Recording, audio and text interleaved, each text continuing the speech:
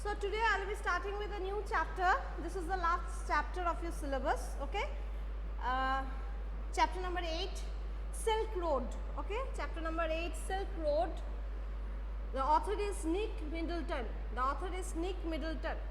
So let me tell you about a brief synopsis about the Silk Road. Okay, so this Silk Road, the story Silk Road, written by Nick Middleton. It is actually about author's journey, okay, which starts from slopes of Ravu.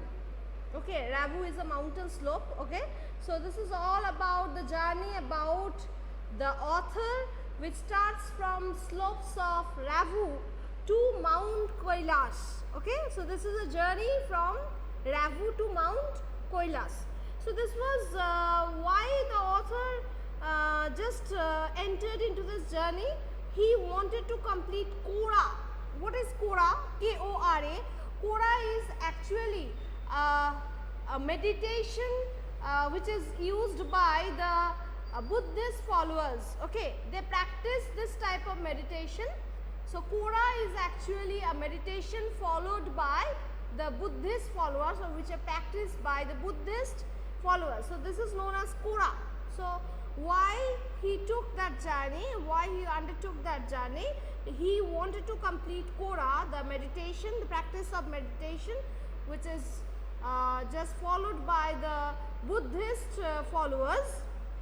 Even he faces lots of difficulties while traveling from Ravu to Mount Kailash. Okay, and he describes about the people in that hilly region, and he described that those people who are living in this hilly region, they are much more sensitive than us. Okay, so the people, the inhabitants of this hilly region, of this hilly terrain, they are much more sensitive than us. Even he described about his witnessing the beauty of Manas Sarovar Lake and Darchen. It's the name of place.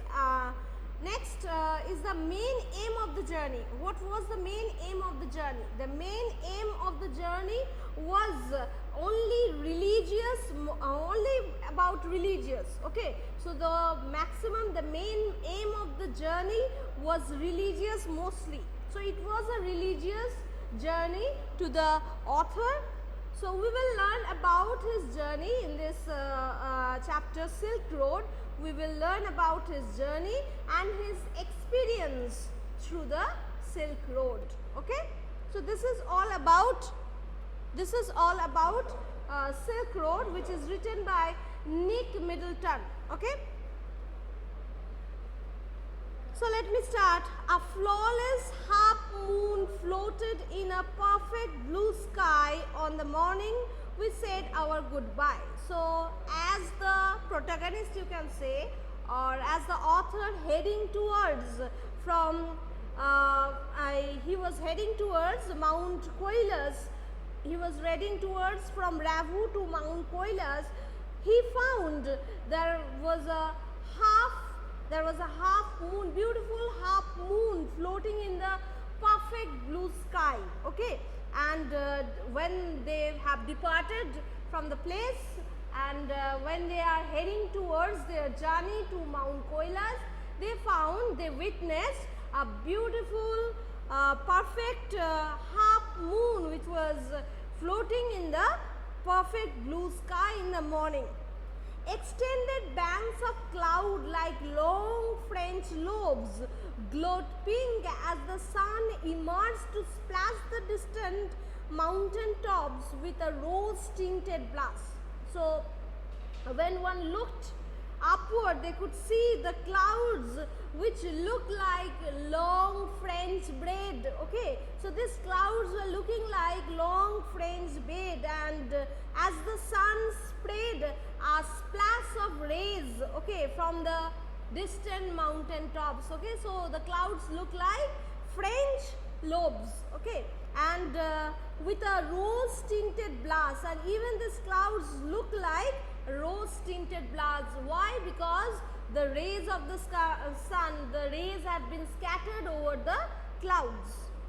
Now that we were leaving Ravu, so here we can see the author started their journey from Ravu. Lamo said, okay, she wanted to give me a farewell present. So when author was heading towards his journey, Lamo, she wanted to give a farewell present, okay. On one evening, I told her through Daniel that I was heading towards Mount Kailas to complete the Korah. So from this line we could understand that why he undertook that journey. He had undertaken the journey only to complete Korah. Korah, I have already explained you that this is a type of meditation which is practiced by the Buddhist followers. So one evening the author passed a message to Lama through Daniel that he was heading towards Mount Kailas. Why? Only to complete his meditation. See, and she had said that I ought to get some warmer clothes, and even Lamo said that author needed to get some warmer clothes if he wanted to go, if he wanted to travel from Ravu to Mount Kailas. After ducking back into a tent, ducking back means going inside and coming out. Ducking back means going inside and coming out. So sometime she was going inside and came out from her tent. She emerged carrying one of the long sleeved sheepskin coats that all the men wore. So as I have already informed you, Lamo wanted to give a farewell present to whom? To the author. So what she had done, she entered into the tent, and after some time she returned back carrying a long sleeve sheepskin coat for the author, okay, because he wanted to give a farewell present. And even as the author was moving towards Kailas, it would be, the temperature would be too cold for him to survive. So she had given him a long sleeve sheepskin coat that all the men they used to wear when they used to travel to a higher altitude. Setsan sized up as we clambered into his cart. Setsan is the driver, okay. So Setsan looked at him attentively when the author and his companion Daniel, they just climbed into the car, when they used to boarded the car. Ah yes, he declared. Dorkorba, sir. So actually Dorkorba means Korah, okay. Dorkorba means Korah, that is the meditation. So why he was going there, why he was going to Mount Kailas? Setsan asked to the author. Then he replied that he was just going to have his Korah. So this was a religious travel. This was mostly a religious travel. That's why the author was moving from Ravu to Mount Kailas. Okay. We took a shortcut to get off the Changtang. So they took a shortcut to cut off the Changtang. Setsan knew a route that would take us southwest, and even in Tibet, in Tibetan land, Setsan knew about all the routes.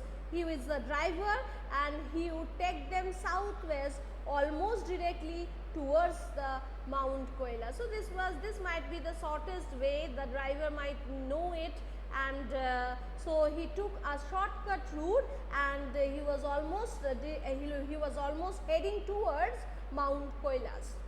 It involved crossing several fairly high mountain passes. So what they had to do? So while they had taken a shortcut route, they had to pass several fairly high mountains, okay. They had to pass some mountain passes. He said, but no problem, sir, he assured us. If there is no snow, what was the likelihood of that, I asked, not knowing, sir, until we get there. So they are saying that they had to pass through high mountain passes. It would be no problem if there would be no snow over there. And he also said that they cannot know about their destination until they reach there. Okay, so nobody could say before that if the hills would be, or if the mountain tops would be covered with snow or not. From the gently rolling hills of Rabu, the shortcut took us across vast open plains with nothing in them except a few gazelles that would look up from nibbling the arid pastures and frown before bounding away into the void. So, while they were crossing through the gentle rolling hills of Rabu, they took the shortcut and they crossed vast open plains with nothing. Okay, so that was a plain with nothing and only few gazelles. Okay, gazelles is one type of creature, one type of animals which is found in the mountain top, and they were just nibbling, means they are giving a small bite on the grass and on the arid pastures, though the rainfall is very less, so and even the amount of grass is also very less, but still these few gazelles, they are grazing in the plain and frown before bounding away into the void. As they were not getting enough food from there, so they frowned, and as it was a disapproval, and they moved back into their own land. Farther on, when the plains became more stony than grassy, a great herd of wild ass came into view. So, when they moved forward, they could see that the plains became more stony than grassy. Why? Because there is less amount of rainfall in the hilly region. The precipitation is snowfall, only very less amount of rainfall is there. So, grassland is also very less over there. Only they could see a large group of wild ass. They just appeared in front of them, and mostly they could see the plain land that had become very stony, that had become more stony than grassy. Setsan told us we were approaching them long before they appeared. So Setsan told them that they were approaching them long before they appeared there. Kayang, he said, pointing towards a far off pole of dust. So Setsan pointed towards a huge pile of dust, and according to their local name, it is known as Kayang. When we drew near, I could see the herd galloping en masse, wheeling and turning in tight formation as if they were practicing maneuvers on some predetermined course. Plumes of dust billowed into the crisp, clean air. So, when they moved forward, they could see a group of these wild ass. They were moving towards them as if they were practicing maneuver. Maneuver means military practice, military exercises. Okay. So, when this herd, when this group of animals, they were moving in a mass, they are moving in a group, and they are moving forward very fast as if they were practicing some military exercises. Plumes of dust billowed into the crisp, clean air. Billowed means filled. Okay.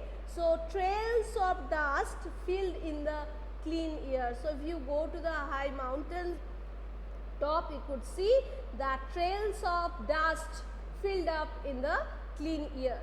So, as hills started to push up once more from the rocky wilderness, we passed solitary drogbas tending their flock. So, what happened when they were moving towards, and when they passed the rocky wilderness, when they passed the rocky mountains, during that time they came across Koras. Koras means, I have already told you, they are all Buddhist followers. They used to meditate just like the Buddhists, and they were, what they were doing, so these drogbas, they were taking care of their flocks. They were grazing, they were just tending the flock of animals. Sometimes men, sometimes women.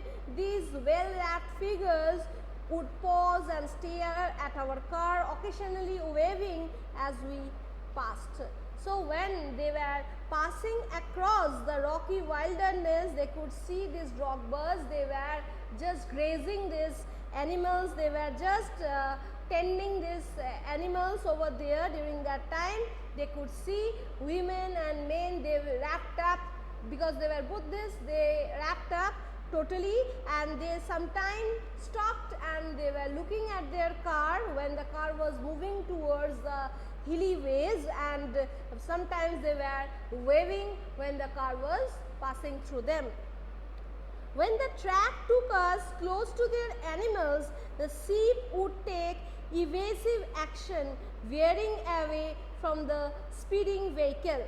So when they moved and they just came closer to these animals, the sheep sometimes they would take evasive action. Evasive means very strong, permanent, private actions, veering away from the speeding vehicle. What they were doing actually, what was their action when the car was moving towards the flock of sheep? During that time, they were changing their way. Veering away means moving from the place, or you can say changing the direction. So these flock of sheep, they were changing their direction from the speeding vehicle. Means when the car was moving towards them, they could see this Buddhist followers. They were tending this cattle, and sometimes when the car was passing through them, sometimes they stopped and they were just looking at the car, and sometimes they were waving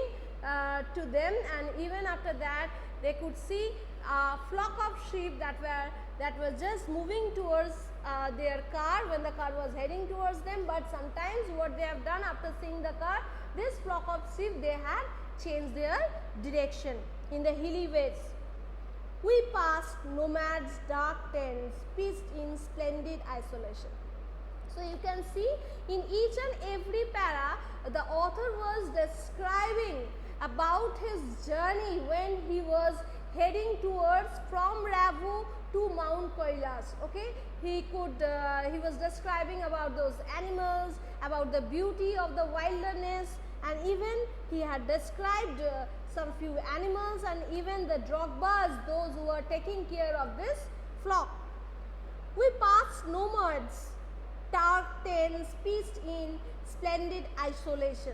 So they witnessed some tents which were very dark and which were very gloomy, and this was in a complete isolation. So these houses were situated in a complete isolation. Nobody was there. Okay, usually with a huge black dog, and even there was a huge black dog, a Tibetan Mastiff standing as a guard. So with this dark tent, there was a huge black dog, a Tibetan Mastiff, and he was standing there as a guard. So this beast means this Tibetan Mastiff, one type of dog which you can find in the Tibetan slopes, would cock their great big heads when they became aware of our approach and fix us in their sides. So when they just gazed at the light of the car, when they were just looking, when the car was approaching towards them, they were just fixing their sight on the car. As we continued to draw closer, they would explode into action. So when the car moved towards them, moved towards this wild beasts, what they have done, they were speeding directly towards us. These wild beasts, they were running towards them like a bullet from a gun, and nearly as fast, and they could run as fast as just like a bullet from a gun, and they were just running behind the car. So these saggy monsters, saggy means with fur, okay, heavy and also hairy. So these hairy monsters, which hairy monsters? This huge black dog, a Tibetan Mastiff, which used to guard this standing as a guard. These beasts, they used to just take care of the people over there, and even the dark nomad's tent. Okay, they used to take care of the nomad's tent, and they used to give guard to the nomad's tent, which were very gloomy in color. So these saggy monsters Shaggy means hairy. So these shaggy monsters, blacker than the darkest night. Even their color is very dark in color than the darkest night. What they have done? Usually wore bright red collars. So these dogs, they used to wear bright red collars and bark furiously with massive jaws, and they continuously bark with their big jaws when they used to just see anyone. So they used to bark furiously in front of them. They were completely fearless of our vehicle, shooting straight into our path, causing Zetan to brake and swerve. So these animals, this wild beast, this dog, this Tibetan dog, they were very fearless. They are big in size. They used to bark whenever they used to see any stranger. So here also the same thing happened. They were completely fearless of our vehicle. So that means these wild beasts, they are not afraid of their car, and even they were shooting straight into our path. Even they were moving towards them, causing Zetan to brake and swerve, and thus causing Zetan, the driver of the car, to apply the brake and to change their direction into different path. As these wild beasts, they were chasing the car, they were fearless. So here you can see that in this chapter the author described about his journey. He witnessed very beautiful sight while moving from Kavu to Mount Kailas. So he had witnessed many things and he had described each and everything in detail in this chapter, though it was a religious journey. Okay. So after this I have completed. If any question is there, you can ask me. Any question from your side?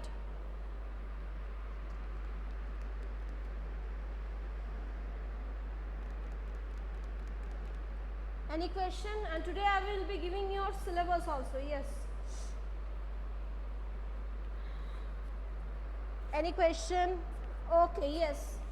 Syllabus from this chapter, from this book actually, Hornbill, from your textbook, The Portrait of a Lady, A Photograph, We Are Not Afraid to Die, Discovering Tat. These 4 chapters will be in your exam. These 4 chapters from your textbook, and from supplementary you will get to know from sir. Okay, and from supplementary book you will get to know from sir.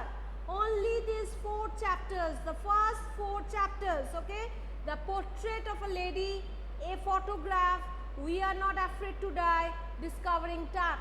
These 4 chapters will be there in your upcoming examination. Okay, it will be of 20 marks, MCQ questions will be there, and it will be an online assessment.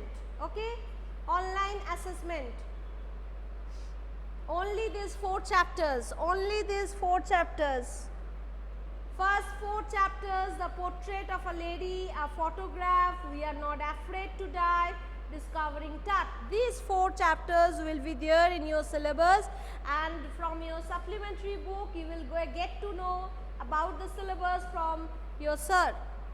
Sir is taking the class, so you will get to know about your syllabus from Parthu sir, and this textbook, from this textbook, the first 4 chapters will be there. It will be an online assessment test, 20 marks, marks will be of 20 marks, and it will be of MCQ questions. Okay, MCQ. No project, no project, no project. Anything else you want to know? Anything else?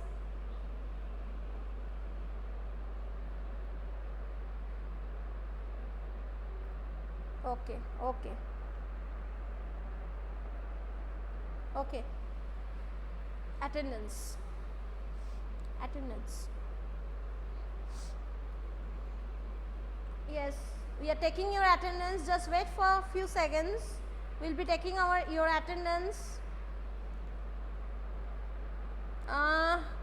Assessment, the date I don't know. The date has not been fixed yet, but the exam will be held very soon, very soon. Okay, we are taking your attendance, just wait.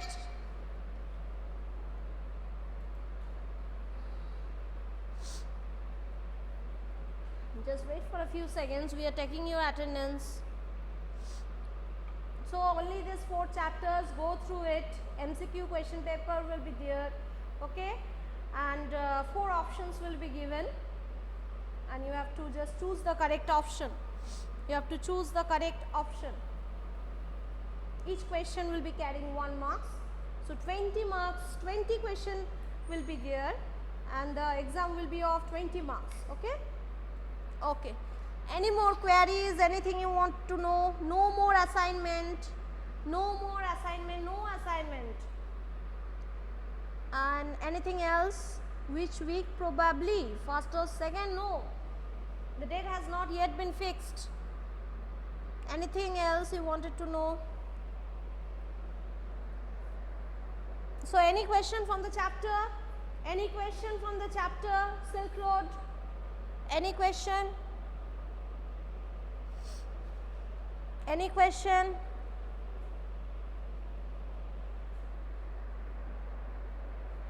Titipriya is typing. Any question from your side? So only these 4 chapters will be there. Okay. Okay. Okay, thank you very much. Bye bye.